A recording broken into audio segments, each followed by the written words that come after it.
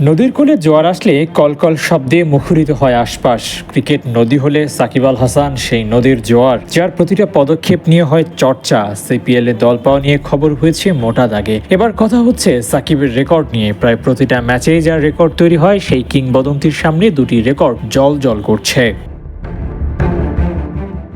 বাংলাদেশে কেউ নেই যাদের সাথে সাকিবের কম্পেয়ার করা যায়। বহু আগেই বাংলার গণ্ডি ছাড়িয়ে গেছেন, তাই নতুন করে যে রেকর্ড তৈরি হচ্ছে সেখানে সাকিব বিশ্বসেরাদের কাতারে বসতে যাচ্ছেন। সাকিব খেলবেন ক্যারিবীয় প্রিমিয়ার লিগ। বল ব্যাট হাতে বিশ্বসেরাকে সেখানেই রেকর্ড করতে দেখা যেতে পারে। যে দুটি রেকর্ডের সামনে সাকিব দাঁড়িয়ে আছেন তার একটি হলো লিস্টে টি-20 ক্রিকেটে সাকিব 493টি উইকেট নিয়েছেন। আর মাত্র 7 উইকেট নিতে পারলেই তাহলে 700 উইকেটের ক্লাবে পা রাখবেন আল হাসান। শুধুই কি এই, সাকিবের সামনে আরও সুযোগ আছে 450তম টি-20 ম্যাচ খেলার। আন্তর্জাতিক ও ঘরোয়া টি-20 মিলিয়ে সাকিবের ঝুলিতে আছে 447 ম্যাচ। সংখ্যাটা বড় করার সুযোগ নিয়েই মাঠে নামবেন আল হাসান। 451 ম্যাচ খেলা জশ বাটলারকে পেছনে ফেলে সবচেয়ে বেশি ম্যাচ খেলা প্লেয়ারদের সেরা 10-এ ঢোকার সুযোগ আছে সাকিব আল হাসানের।